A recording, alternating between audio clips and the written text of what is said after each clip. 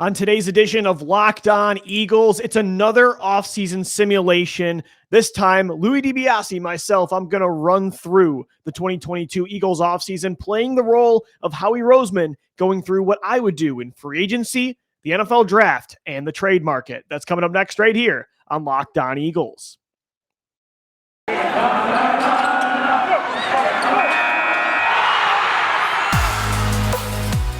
You are Locked On Eagles, your daily Philadelphia Eagles podcast. Part of the Locked On Podcast Network, your team every day.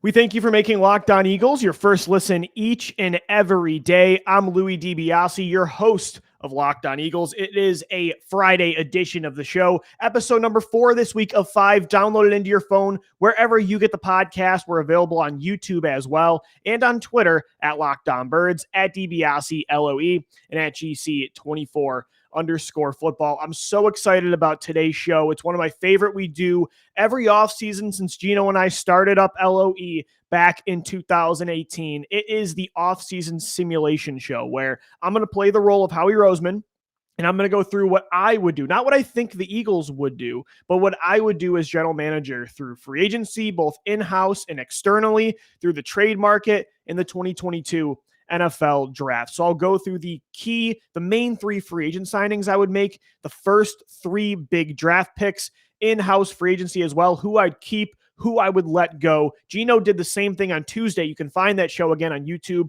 or wherever you get the podcast. And we also did Locked On QB1 yesterday. We have 5 shows a week wherever you get the podcast. So let's dive into it. I'm so excited about the offseason simulation shows. These are my favorite.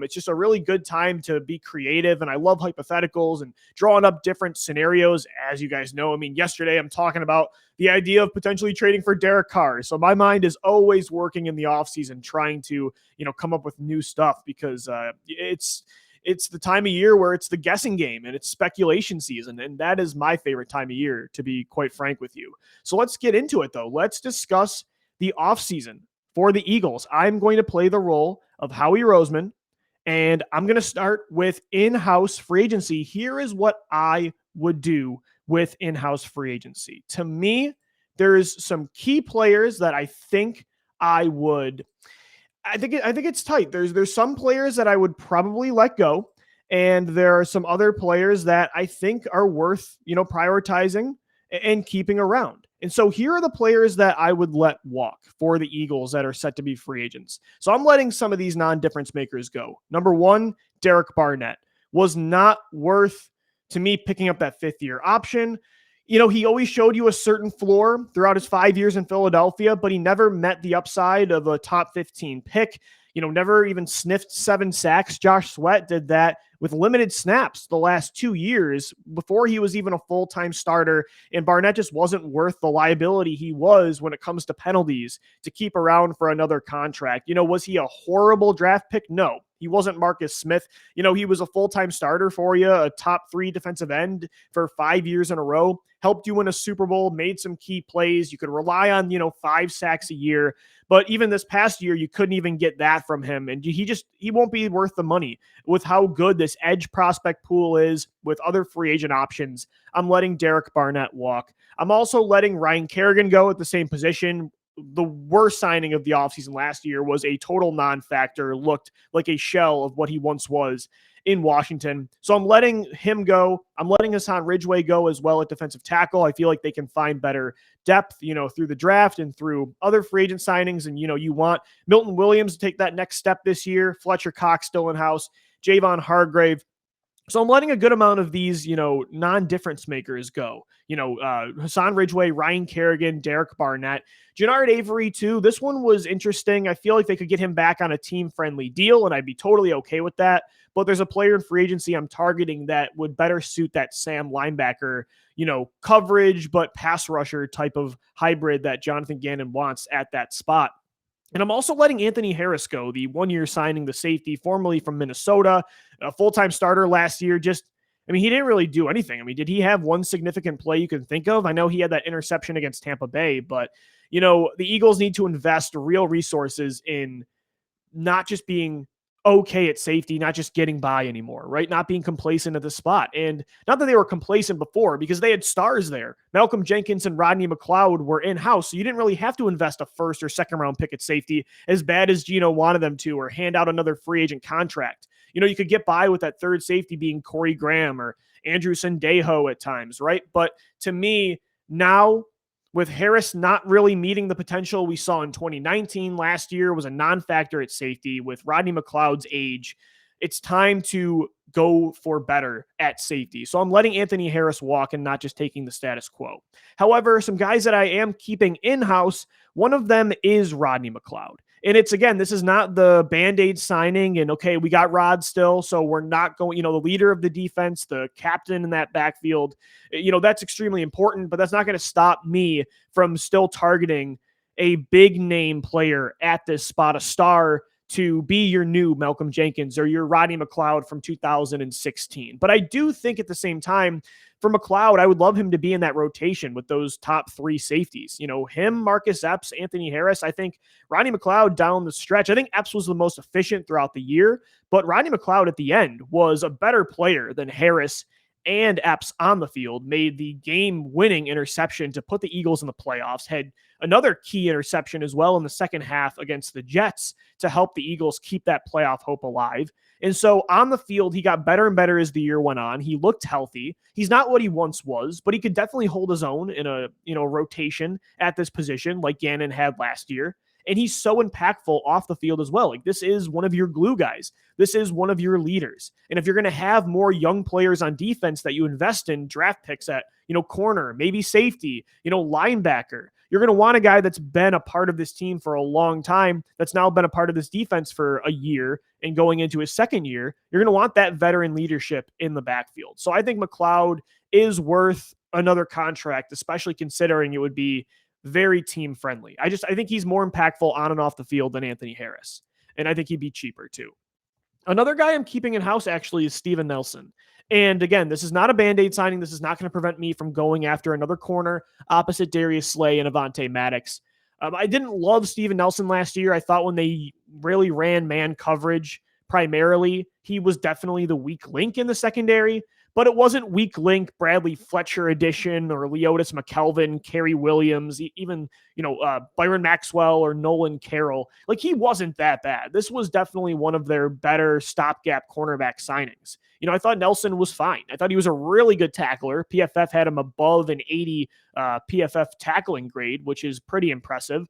I thought, again, in zone coverage at times, I don't know what he was doing, some miscommunications, not the best man coverage corner, but for a third corner, for a stopgap while you look to see who you can draft, because that's the thing, you have to prepare. Obviously, you want to upgrade over Steven Nelson this year. I would love that to be Ahmad Gardner or, Tariq Woolen or, Andrew Booth, one of those players, Derek Stingley, if there was a chance. But free agency does come before the draft, so you do need to prepare and have another option. And I'm not ready for Zach McPherson to be that CB2 in 2022. So I'm going to bring back Steven Nelson. I feel like on another cheap short-term deal, have him and Macleod back there, two veterans, and, see what I can do with free agency in the draft to upgrade those spots. But I'd like to have those guys as insurance policies, and I think they do still have value. I'm also going to re-sign some offensive players as well. I'm going to keep Boston Scott at running back over Jordan Howard. I'm going to let Howard walk.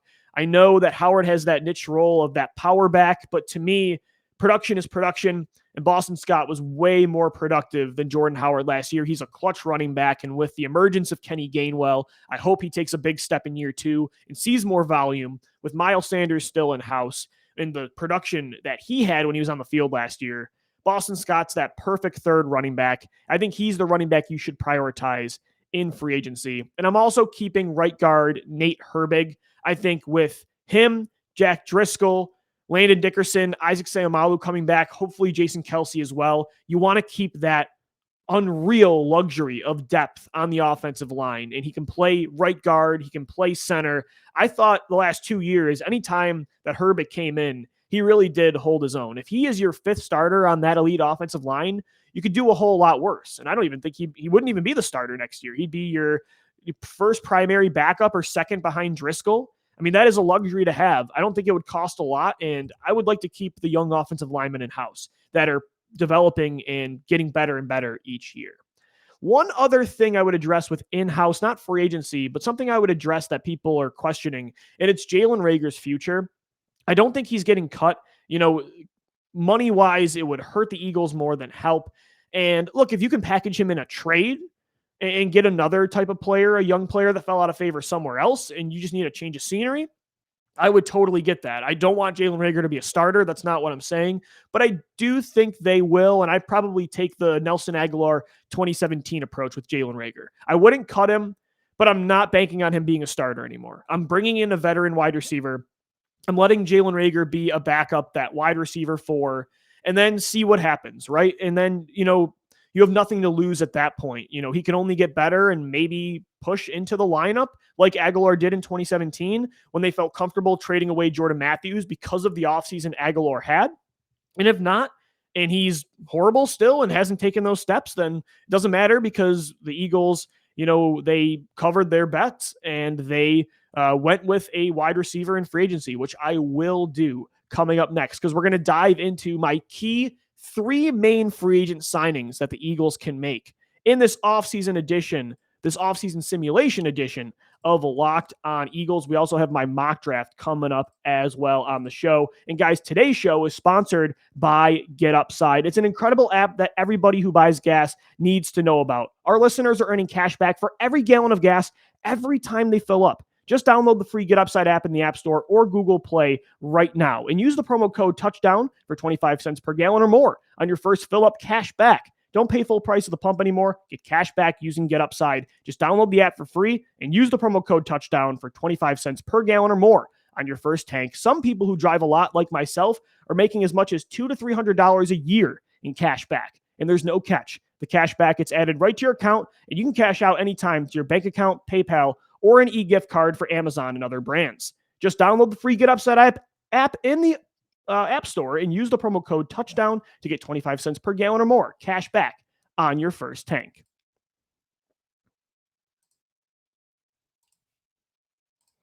All right, Eagles fans, we are back on this Friday edition of Locked On Eagles. Thank you so much for making Locked On Eagles your first listen each and every day. And guys, it's Super Week brought to you by Get Upside. There's no better place to get coverage of the big game than the Locked On NFL podcast. The Locked On Bengals guys, the Locked On Rams guys, they are in Los Angeles all week covering the big game. It's Sunday, Bengals, Rams. I cannot wait for this game. It's the first time in years that I really have not had a favorite of who I want to win. I mean, I would probably root for Cincinnati over Los Angeles, but I love both storylines for the first time in a long time where I didn't really have a heavy rooting favorite, probably because there's no Tom Brady or, any basic storylines like that that you kind of want to see switch up. And this is a great one. I think both champions would be really exciting. As for the Eagles, we've switched over to the offseason, made the playoffs in 2021. How do they take those next steps into becoming a title contender, not just a playoff contender? This is an offseason simulation edition of Locked On Eagles. I'm playing the role of Howie Roseman, as I do every year, going through what I would do in free agency, what I would do in the NFL draft. We'll get to my mock draft, my top picks in the next segment. But first, we still have free agency to discuss. And here is what I would do as Howie Roseman in free agency. And right now, the Eagles aren't really, they got through that cap hell of 2021.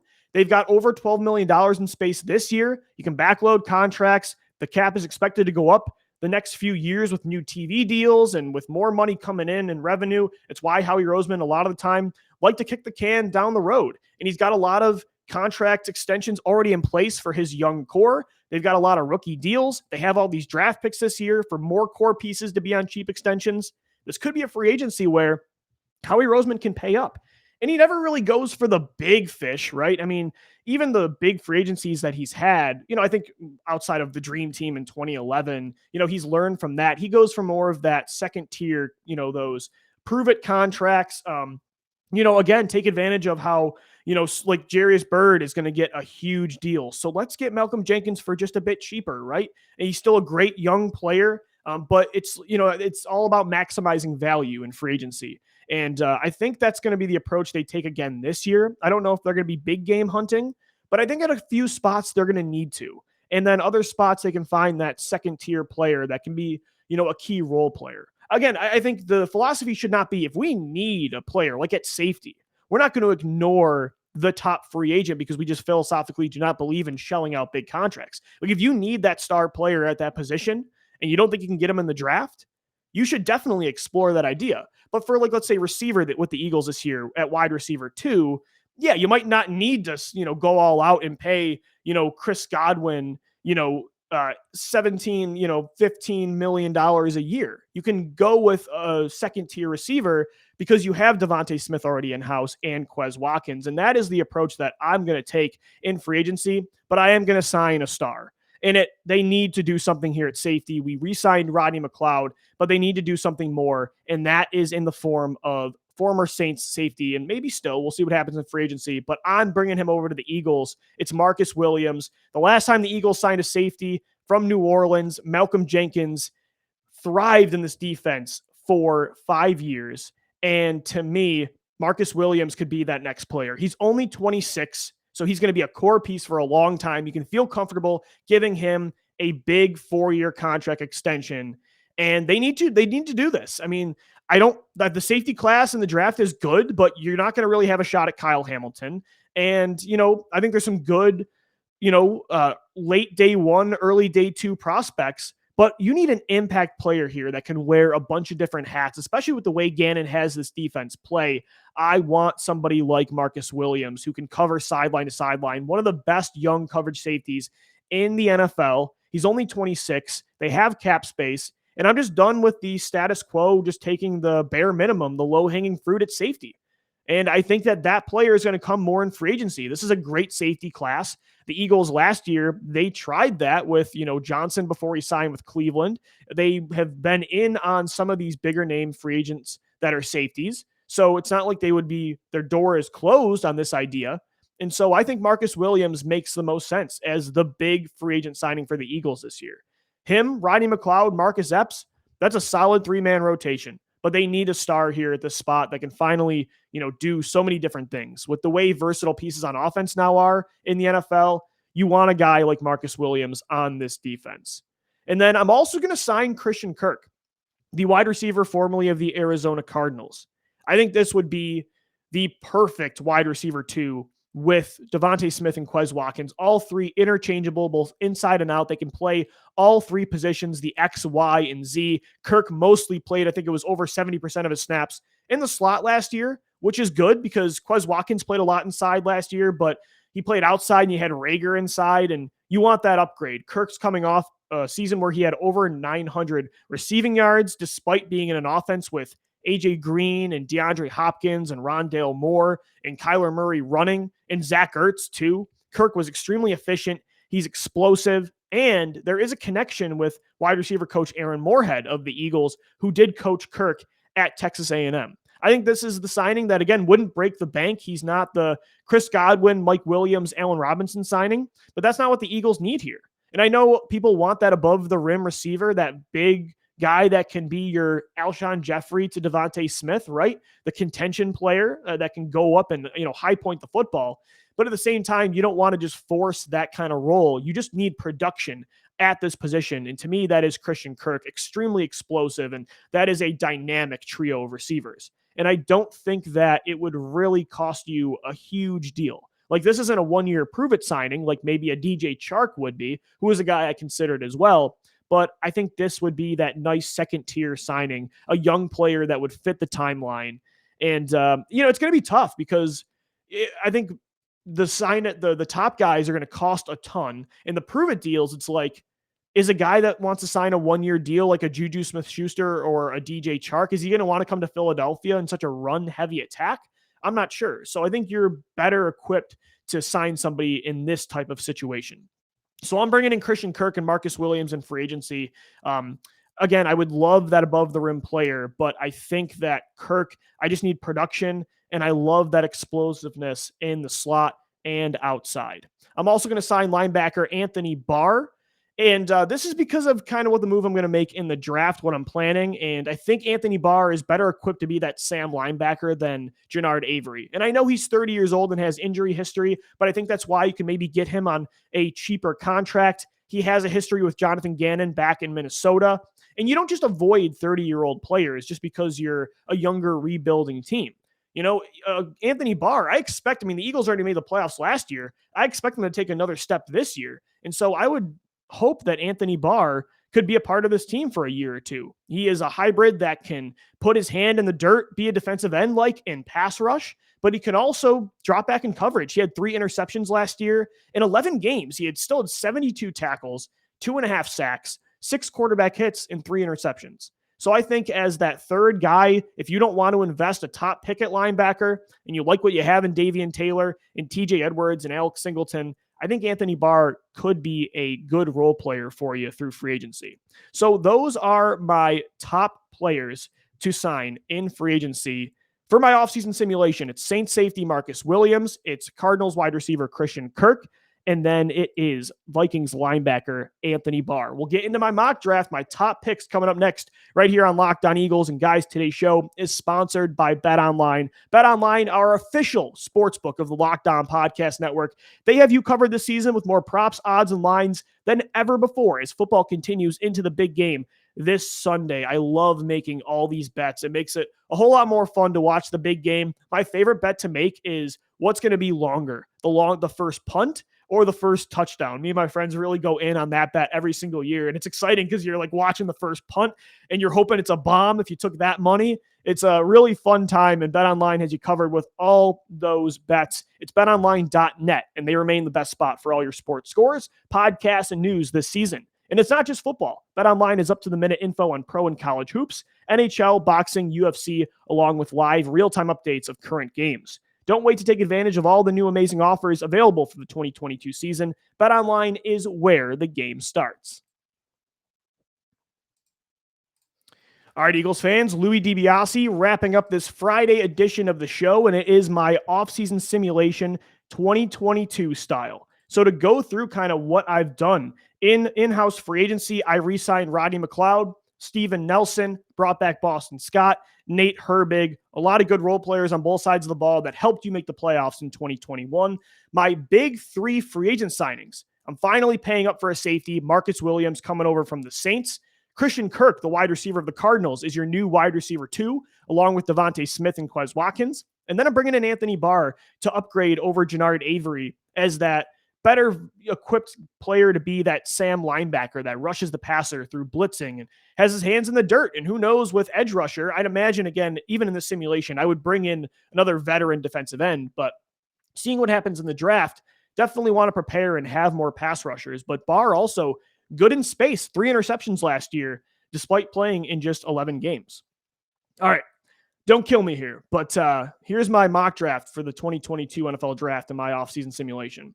Here's what I would do if I was Howie Roseman. And I made 3 main picks. And so I'm not going to go through the 7 rounds. I'll post it on Twitter for you after at Locked On Birds. But again, I had to prepare. And that's why I signed Anthony Barr because I didn't think I was going to have a chance at all. And that's why, too, I really honed in on a big signing at safety, Marcus Williams, bringing in Christian Kirk, prioritizing receiver through free agency. It's because I plan on doing something else in the NFL draft. So at 6 overall, the Carolina Panthers were on the clock. And to me, after being down in Mobile and seeing Malik Willis, you guys know I think this is the next star that the NFL is going to look at and be like, why did we prioritize so much the risk and not the reward? The next Josh Allen, the next Pat Mahomes. I'm not saying he's going to be that good, but I think he has that upside. Lamar Jackson, where people are like, why did we over-evaluate this to the point where he fell to 32? And not to say that people aren't justified in feeling nervous about Malik Willis. And it's not to say that he has no room to develop. He's got a long way to go with processing, with decision-making and accuracy. But for me, I'm telling you, I think this guy has all the traits in the modern day NFL to be that next star that doesn't go top 3, top 5. And the NFL is like, why didn't he? I think that's what this is going to be. And to me, I would recognize that he is the guy, not just a guy. So if you recognize that and you're the Eagles and you have the draft picks you have, you're going to do what it takes to go get him. But you could take advantage this year of potentially, with the market the way it is, not having to give up what you did to go get Carson Wentz or what other teams did to go get their top prospects in a trade up. I think you can go from 15 to 6 and not give up years worth of draft picks. So here was a creative way that I drew up a trade potentially with Carolina, who is also in the quarterback market, but maybe they would prefer, like they did last year, to go for a younger player that's already in the NFL, has experience, mobility, has shown flashes of upside. So I offered the Carolina Panthers, I said, hey, instead of taking Malik Willis or Kenny Pickett, why don't you guys have a 1-year experiment with Jalen Hurts? Right? You bring in Jalen to Carolina. You need offensive line help. We'll give you some depth, a former first-round pick with upside, and Andre Dillard. We'll give you pick 15 overall. We'll give you pick 19 overall. We'll give you a third-round pick and then maybe a future draft pick to move up to 6 overall and grab Malik Willis, because you want to be careful of, you probably don't have to get up to the top 3 to get Malik. If you recognize he's the guy, though, go do it, and I'm fine with it. But you probably wouldn't have to. And Howie's great at reading the board and reading who's going to go where. And to me, you want to get up to at least 6, because then right after the Panthers, you have to worry about the Denver Broncos and the Atlanta Falcons. There's other teams, too, that could trade up as well, the Pittsburgh Steelers. You have to be careful after that of the teams behind you, Washington as well, that could try to make a move up or could potentially take your guy. And again, you're not just saying, oh, we like Malik Willis, so we'll move up. No, you have to recognize he is the quarterback. And again, this is, if I was general manager, I think he is the guy. So I'm moving up to get Malik Willis, and I'm taking him 6 overall. And I'm shipping off Jalen Hurts to Carolina, and I'm letting Willis be the guy with no distractions, no quarterback controversies, no backup eventually that has the locker room's heart. To me, Malik Willis, it's time. He's the guy at quarterback. If I was general manager, again, most people would disagree and think this is way too risky, but I'm trading up. And guess what? I still have all my draft picks in 2023, and I've got another first and a second this year to build around Malik. I don't know if this trade could happen, but I think it is realistic, and I think it's a unique situation with this draft class where you could take advantage of other teams not loving these prospects. But if you recognize that you love one, it could cost you less than it would in other years. So I'm taking Malik Willis, and then at 16 overall, I'm getting that upside edge rusher. I got to come away with a defensive end in one of these first 2 rounds. And the guy I had the pleasure of taking was Trayvon Walker of Georgia. All the upside in the world, explosiveness, length, speed, bend, can play inside and out. I don't think he's going to go as high as Jermaine Johnson or David Ajabo, but I think he's right in there in that second tier behind Hutchinson and Thibodeau. He's also with, George Karlaftis as a guy that right after those top 2 edge rushers go, it's anyone's bet of who those other 4 edge rushers could be that goes off the board first. So I come away with Malik Willis and Trayvon Walker with my 2 picks in the first round. I did give up a third, so my other pick I'll get into with the second round. I got cornerback from UTSA, Tariq Woolen, who I, potential-wise fell in love with at the Senior Bowl. This kid is 6'4", has like a 7-foot wingspan, used to play basketball. He was a track star. Well, Zebra Sports did the, next-gen statistics. They were doing some player tracking at the Senior Bowl, and they clocked Tariq Woolen in as the fastest max speed of all players at the Senior Bowl. And he has that length and speed, too, that upside. He doesn't have to start right away either, because you can have Steven Nelson in this scenario be your starter. Tariq Woolen is a guy that has all the traits, and in press man coverage, if he gets his hands on you, it is hard to get around him. So I wanted to come away with a young corner as well to be that eventual second guy opposite Darius Slay. And Tariq Woolen is kind of a Lou DiBiase, my guy.